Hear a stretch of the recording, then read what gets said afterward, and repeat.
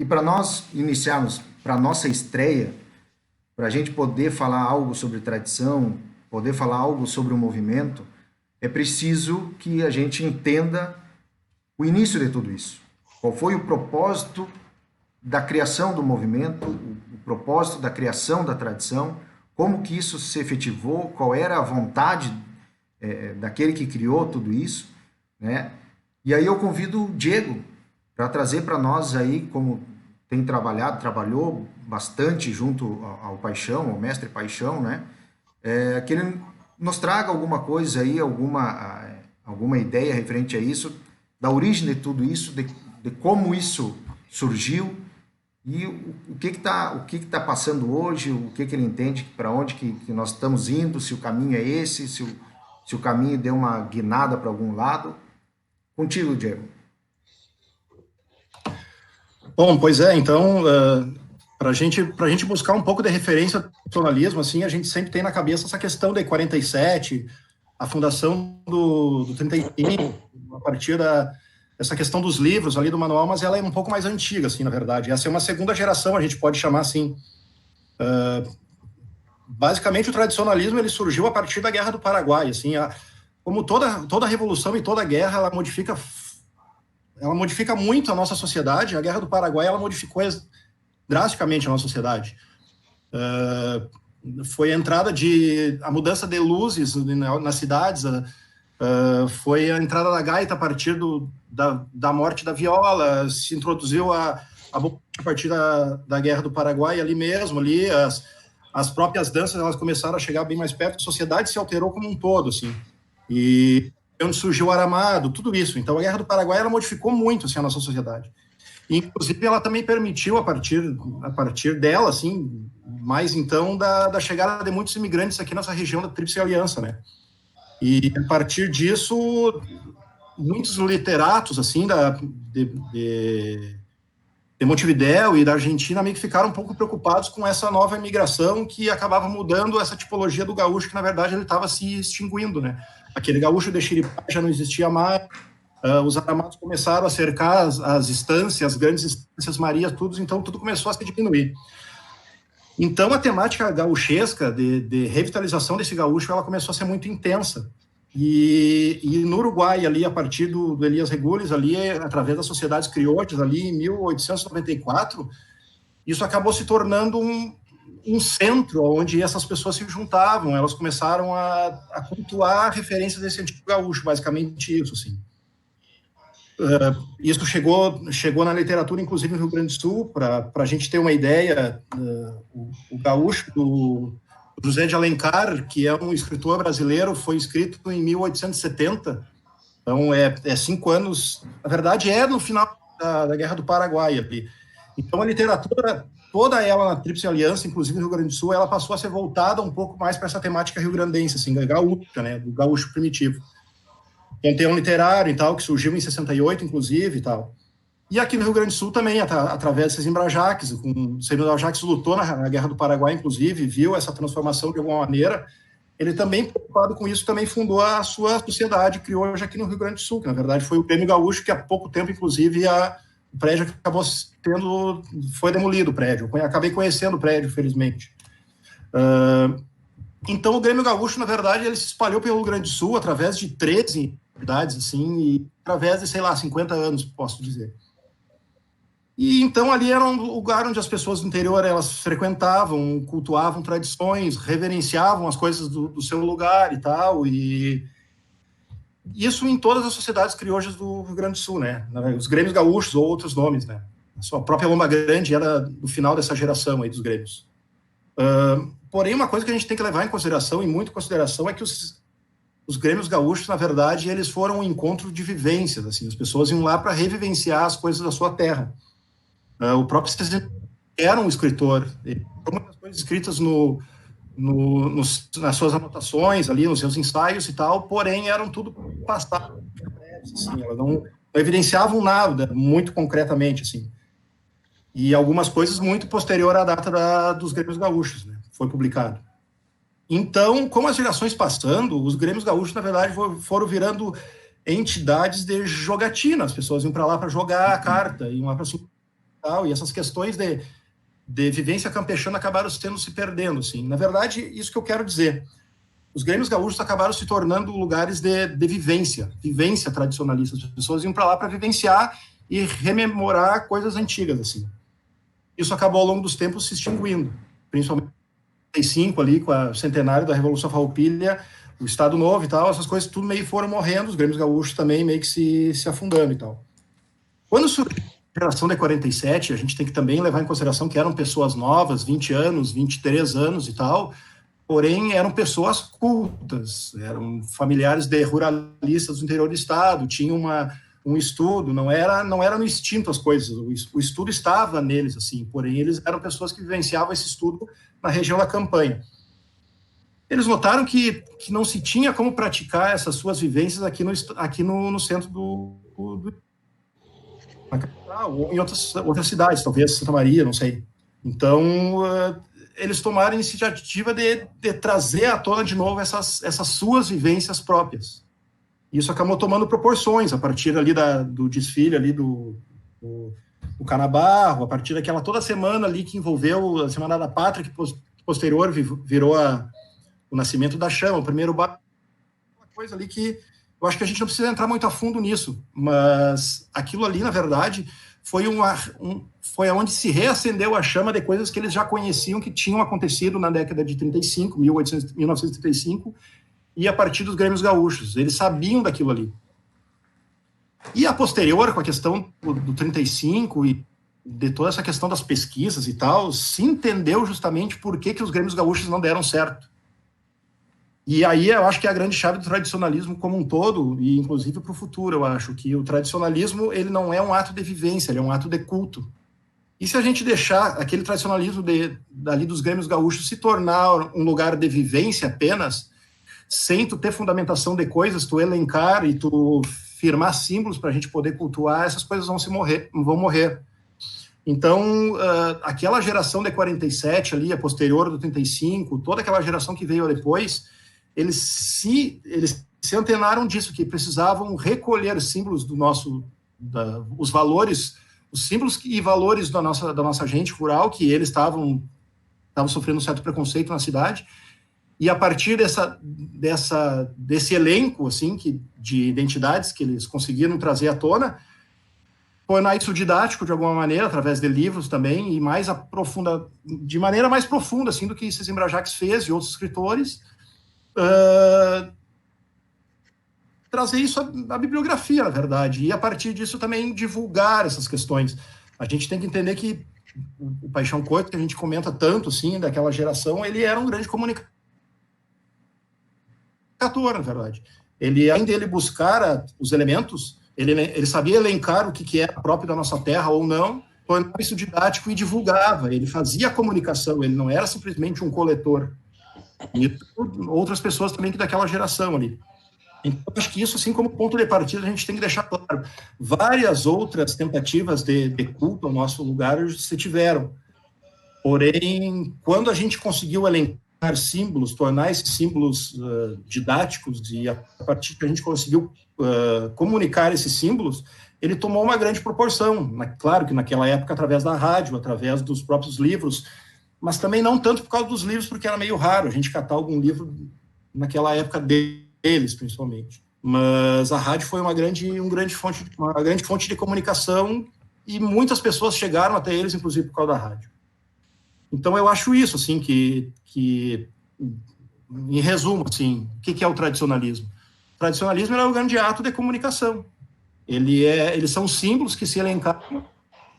Esses símbolos foram formatados, que eles são imorredouros, na verdade, não tem como a gente alterar esses símbolos, a não ser agregar outros, e a gente conseguiu comunicar esses símbolos. Todo símbolo que identifica o nosso lugar e a nossa gente, ele só tem motivo de ser se ele se comunicar. Se ele não se comunicar, ele é simplesmente um ato de vivência, que nem aquele Grêmio Gaúcho acabou se tornando, né?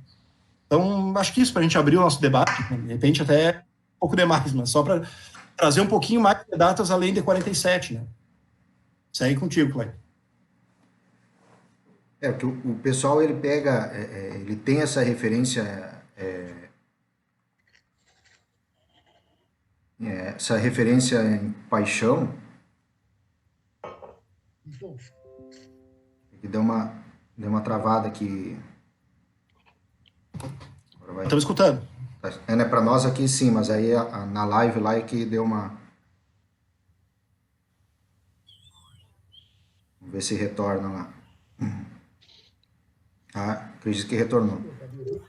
Porque a gente sempre tem quem vive, e principalmente quem vive hoje, né?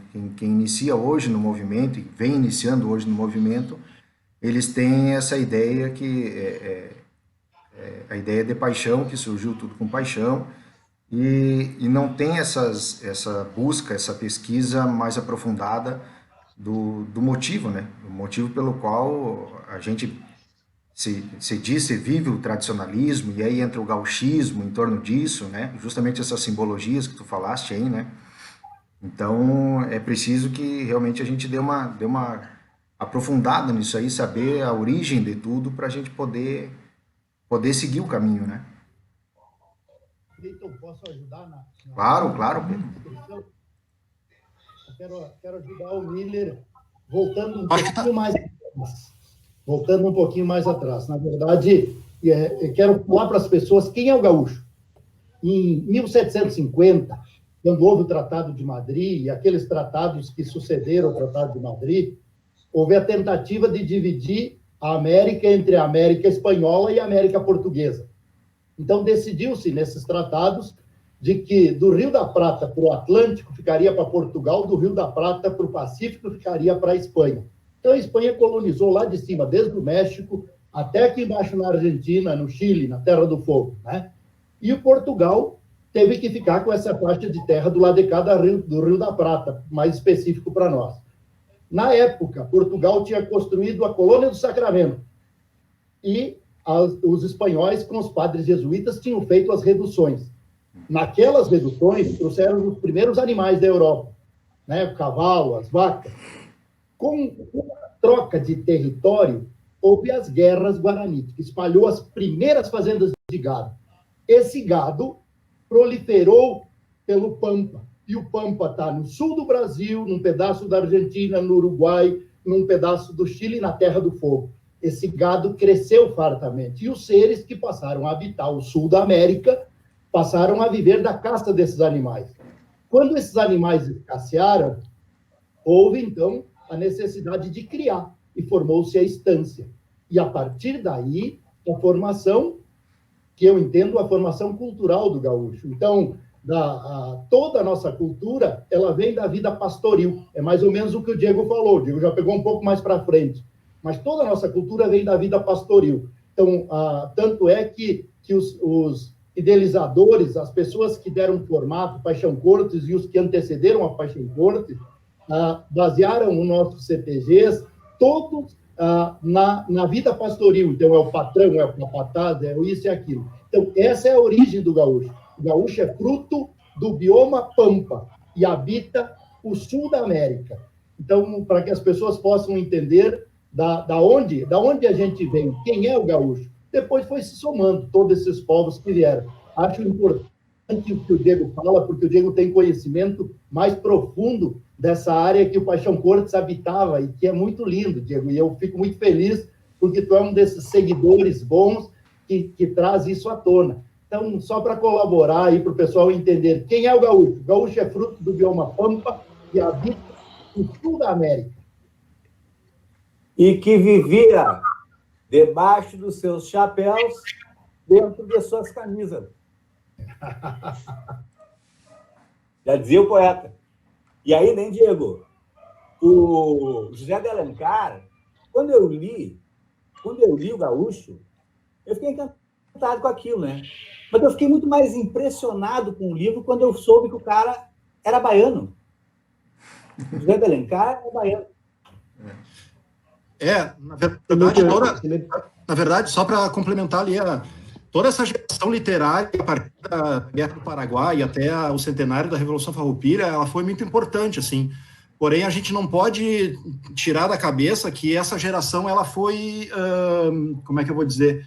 Ela foi uma geração criativa, eles não conheciam o gaúcho, na verdade, eles tinham uma imaginação sobre o que ele era, E se a gente usar aquilo ali como história, a gente pega, por exemplo, já que a gente está na página do Piá do Sul, o próprio escritor Piá do Sul, na verdade, o que ele escreveu, na verdade, era ficção, entendeu? Ele misturava muitos elementos de ciclos e gerações diferentes que não tinham como conviver juntos. Então, são ficções que a gente não pode trazer como tema histórico, mas como uma referência do que aconteceu ali, como aquelas pessoas recriaram o gaúcho, aí sim, a gente tem como fazer uma ponderação. A partir de 47, na verdade, o que se buscou foi uma fundamentação de como era realmente o gaúcho, não essa criação aleatória de ficção que se tinha nessa literatura ali, né, até 35, 40, talvez. Pedro,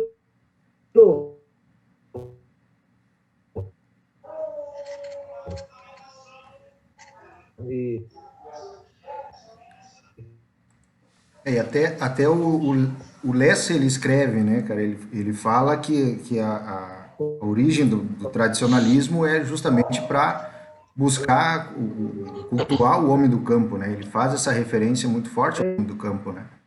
Então, de repente, às vezes eu me pergunto, quando surge o gauchinho de apartamento e o gaúcho raiz e tal, onde começa essa grenalização, né, onde é que nesse caminho, nesse trajeto, a coisa, de repente,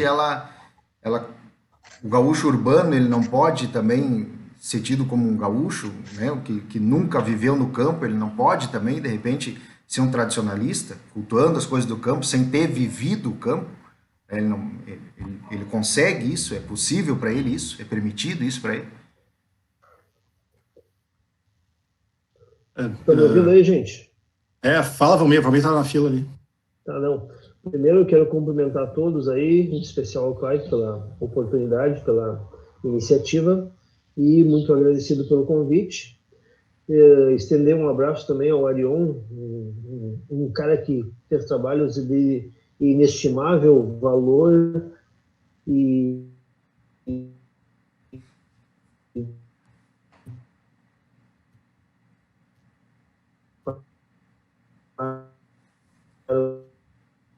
nosso movimento aí, é sempre uma referência na categoria juvenil e embala os sonhos de muita gente, porque o trabalho que o Arion e que o Sentinela da Querência fazem no Juvenite, ele é ímpar, ele é único e ele é eterno.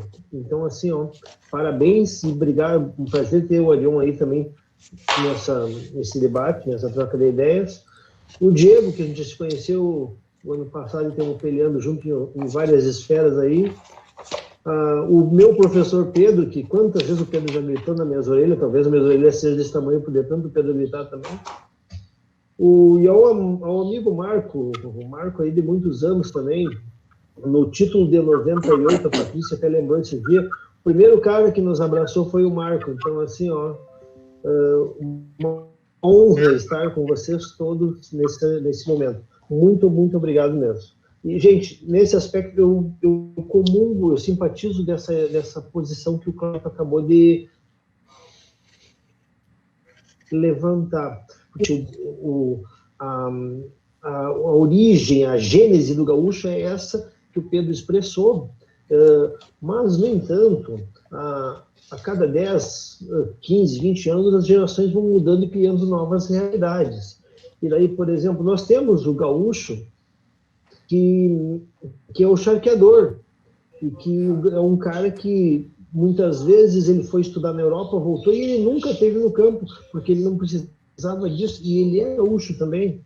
E daí nós temos também, como o Clayton colocou, o citadino, e nós temos aí, atualmente o Marco está fazendo um trabalho lá com o Estância Serra, já fez um grande trabalho, nós temos o litorâneo, que também não era campesino, e também são gaúchos, e então nós temos que fazer também uma reflexão sobre o gaúcho de 1700, o gaúcho de 1800 e o gaúcho de 1900, e agora o gaúcho de 2000. E essa evolução aí, ela criou novas realidades. Se for olhar no contexto histórico, em determinados momentos da história, que nasceu na Península Ibérica era muçulmano. E hoje não é mais. Por quê? Porque muda o contexto da história, muda o contexto de realidade social do local. E eu coloco isso também, já acrescentando mais um elemento, de que o Pedro falou muito bem do Tordesilhas, mas os Tordesilhados que alteraram, e pelo que me consta, aqui em Santa Maria, aliás, próximo daqui, São Martinho da Serra, tem um forte espanhol, no final do século XVIII, XVII. No século XVII tinha um forte espanhol aqui em São Martinho. Então nós tínhamos argentinos não espanhóis, aqui convivendo. Então essa frequente alteração geográfica, social, etimológica, ela gera diversas realidades que precisam ser analisadas também dentro do contexto da história do Rio Grande do Sul. Mas talvez daqui a pouco não seja gaúcho bom. É uma questão também a ser debatida. Aqui assistindo, deixa eu dar um alô pro pessoal. Não sei se o áudio ficou mais ou menos. Júlio César Pires Pereira tem feito suas lives aí todo domingo às 10 da manhã, gaitaço louco de bueno. Clarissa Lopes, Thalisson Bebinho, Júlio Áureo, lá do DTG Querência do Vagão, do Colégio Militar de Santa Maria, um abraço, Áureo. Patrícia Tondo, Carla Barbosa e o Paulo Iberê, que nos fala aqui, ó, que não apenas, eu acredito que seja da minha fala, né? Não apenas as tradições campeiras, mas também as manifestações sociais campechanas de nosso estado. Efetivamente, né? O homem do campo e tudo que cercava o homem do campo, né? Seja na lida de campo e seja nas suas atividades sociais, né? Efetivamente, obrigado pela contribuição aí, Paulo Iberê. Cleonira também nos assistindo, Alexandre Ribeiro, direto do Paraná, esse bicho velho que anda sumido. Abraço, Alexandre. Né? Aí a gurizada participando, compartilhando e curtindo aí essa nossa live aí. E aí, gurizada? Posso colaborar um pouquinho, gente? Claro, por favor. Tá. Opa! Bom, primeiramente, assim, parabéns ao Diego, parabéns à explanação de todos aí, foi muito boa mesmo. Precisamos disso, de esclarecimentos e fatos que tragam para nós momentos de pensamento. Sabermos o que estamos fazendo, termos a real situação do que estamos preservando. A tradição, na verdade, nós estamos revivendo, resgatando e preservando costumes antigos. Tá? Quando Paixão Corso tem uma frase dele, diz assim: quem nasce no Rio Grande do Sul é rio-grandense, e ser gaúcho é um estado de espírito. Então, quando nós vivemos as nossas tradições e botamos esse amor em cima de tudo, nós estamos sendo gaúchos. Tá? Nesse sentido todo pitoresco, nesse sentido todo poético da história, né? Da história mais recente. E é o seguinte, falando historicamente, devemos sempre lembrar que o termo gaúcho ele era pejorativo. Bento Gonçalves nunca se referia aos seus comandados como gaúcho, mas sim como rio-grandenses.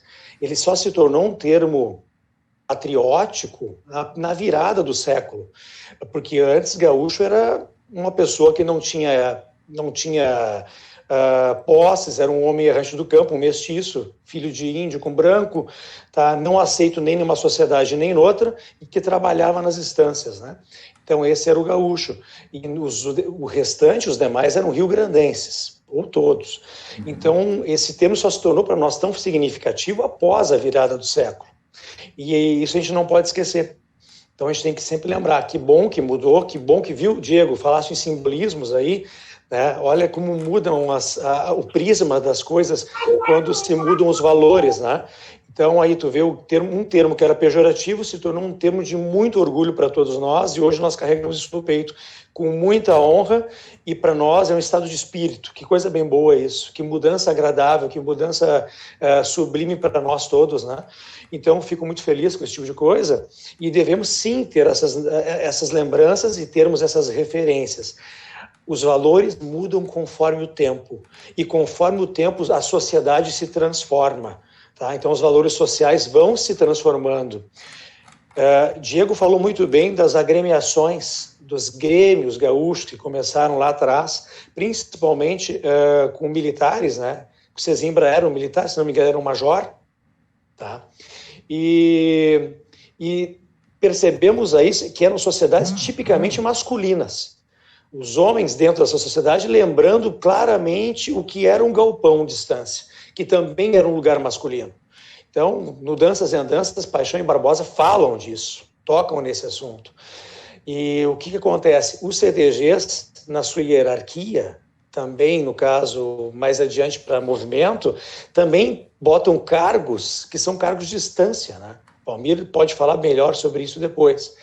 Mas, assim, então nós estamos referindo o quê? A uma instância, a sua hierarquia tranquila que tem ali. A grande chave que fez dar certo a cultura nossa, a defesa dos nossos valores, eu jogo para vocês e gostaria de ouvi-los depois, pode não ser agora. Mas, para mim, a grande chave foi a entrada da presença da mulher. Quando a mulher entrou nesse processo todo de preservação, de resgate, preservação de nossa cultura, a nossa cultura ganhou mais vida, a nossa cultura ganhou mais aceitação também, e ganhou mais propagação. Senão ela seria, talvez, ainda um pouco apenas dos homens e talvez não ganhasse tanto espaço na nossa sociedade. Então, eu sempre penso nisso. Por que eu faço essa referência? Porque as nossas danças gaúchas, as tradicionais, elas ganharam realmente vida e corpo quando aqui chegaram as mulheres. Primeiramente com os casais açorianos, depois de 1756, tá? Aí vieram os casais açorianos, aí sim as danças ganharam vida porque viraram danças de par. Então, fica minha contribuição pequena, perto do que vocês já falaram. Dentro disso, Marco, que tu falaste ali do termo pejorativo do gaúcho, efetivamente ele até tem eu li esses dias uma obra, Garavaglia, se não me engano, um livro gaúcho, que ele trata efetivamente isso, né? Gaúcho era um termo utilizado para contrabandista, para tudo que não era muito bonito, né? Era a terminologia que se usava para gaúcho, né? E conforme o passar do tempo aí, essa simbologia do gaúcho, ela mudou um pouco, né? Então, tanto que hoje se grita em festivais, principalmente quem sai para fora do estado, uma das coisas que mais grito, eu sou gaúcho, né? Então, mudou completamente a concepção da terminologia, né?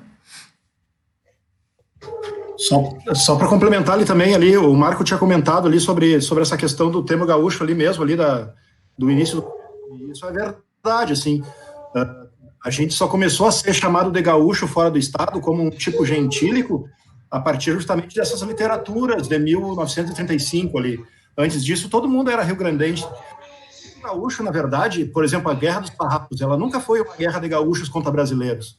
Os gaúchos, eles lutaram dos dois lados. O tipo social gaúcho, ele lutou tanto do lado do Império quanto do lado dos rio-grandenses. Então, ele era um tipo social. A gente começou a se tornar gentílico a partir ali de 1935. Ali. Aí que a gente começa a confundir as coisas. Se a gente está cultuando um tipo gaúcho, ou estamos cultuando um gentílico gaúcho, onde tudo, na verdade, vale, entendeu? E isso, na verdade, me preocupa um pouco. Assim, já estou problematizando um pouquinho, porque eu compro um iPhone na esquina e daqui a pouco eu vou estar dizendo que esse iPhone é gaúcho, entendeu? Então, eu acho que isso é um pouco mais delicado da gente chegar nesse ponto, assim.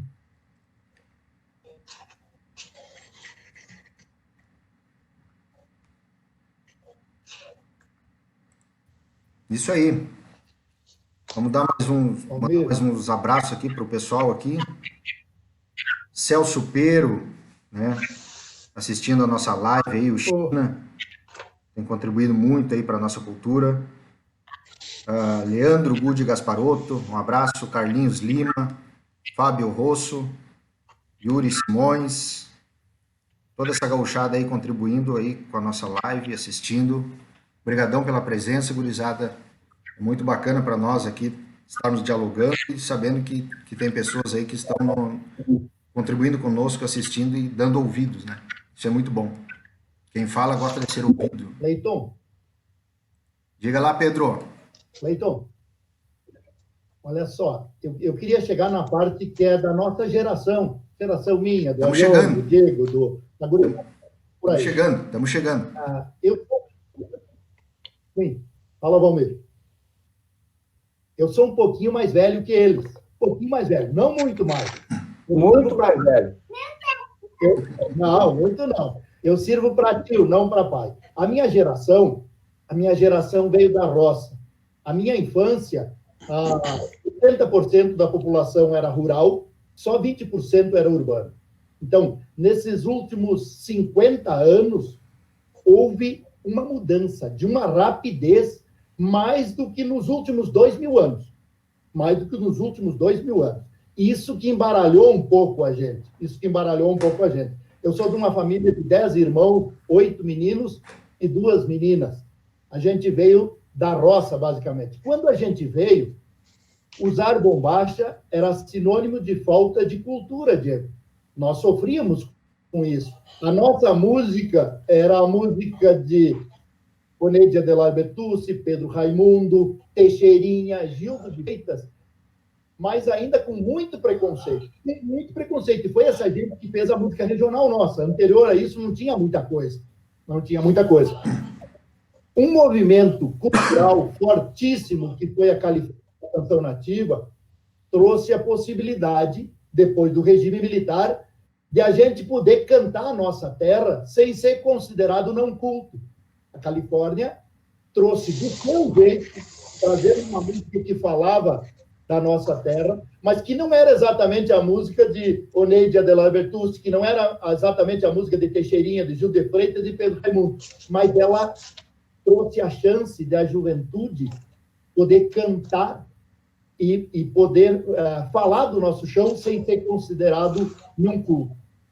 Eu me encaixo nessa geração, na geração que veio para o CTG como identidade, porque a gente era rural, que aprendeu aos trancos e barrancos, e aqui eu quero fazer uma homenagem, porque eu sou fruto também do Piá do Sul, do Estância do Jaral e do Piá do Sul, criança. Então eu quero fazer uma homenagem ao meu professor Albino Becker, que mora hoje em Brasília, ao meu professor Altair, que mora no céu, e ao meu professor Taquara, que mora aí bem pertinho do Piá do Sul ainda, que foi quem nos deram os primeiros passos.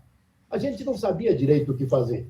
Paixão Corpo e a geração deles tinha batido os tição, Diego, para revigorar aquilo que a gente tinha de mais importante. Mas a evolução nos empurrava a ladeira abaixo. Então, na minha geração, nós inventamos as entradas e saídas, porque era uma forma de a gente deixar mais atraente aquilo que a gente fazia, e com o tempo nós passamos a pegar fragmentos da história, né, Márcio? Pira, essa turma aí. Passamos a pegar fragmentos da história e mostrar, eu acho que foi a contribuição da nossa geração. E o início dos festivais, o Festival do Mobral, onde eu venho, né, o Festival do Pegate, o Festival do Enarte, foi a forma que a nova geração, atropelada por essa evolução rápida demais, achou de fixar, de trazer ao novo habitante do Pampa um pouco da sua cultura. Então, com erros e acertos, a gente errou muito. Essas coreografias de entrada e saída, a gurizada enlouqueceu, vai longe demais, então cabe o MTG ir regrando, mas a gente, com isso, a gente ajudou a manter isso vivo, porque está muito difícil competir com esse meio de comunicação fantástico que tem aí no mercado. Quer dizer que essa é a parte da nossa geração. O Marcos tem muito, tenho certeza que vai me ajudar a falar sobre isso. Posso dar um adentro? Vamos lá, Marcos. Se o mediador me permite. Claro, à vontade. Então tá. Não, o Pedro falou muito bem. A comunicação, os meios de comunicação, a tecnologia, Pedro, ela faz as coisas dispararem de uma maneira muito rápida. A sociedade está mudando intensamente nessas últimas décadas, e podemos dizer nos últimos anos, que muita coisa acaba se perdendo. Tá? O nosso movimento, eu acho ele um baluarte ainda, mas principalmente nós vamos bater numa questão, não sei se era para agora, mas eu gostaria de falar. A questão que mais importa seria a informação correta. Nós não podemos deixar de ter o nosso papel de difusores de conhecimento, de educação e de cultura para essas gerações novas, que, Pedro, tu mesmo falas muito bem, estão com muitas ideias, eles estão querendo andar muito rápido. Mas acontece o seguinte, nós estamos preservando um momento histórico, uma tradição, e nós somos, como tradicionalistas, peças disso tudo. Eu gostaria de responder a uma questão que o Luca Pila acabou de escrever ali no chat sobre o papel da mulher. Se nós não estaríamos deixando a mulher, eu citei ela antes, não estaríamos deixando ela sempre em segundo plano. Acho que é uma coisa assim, eu não estou com o chat bem na mão aqui. Mas o que eu digo? Amigos, quando a gente trabalha com a tradição gaúcha, nós trabalhamos com um retrato de um tempo.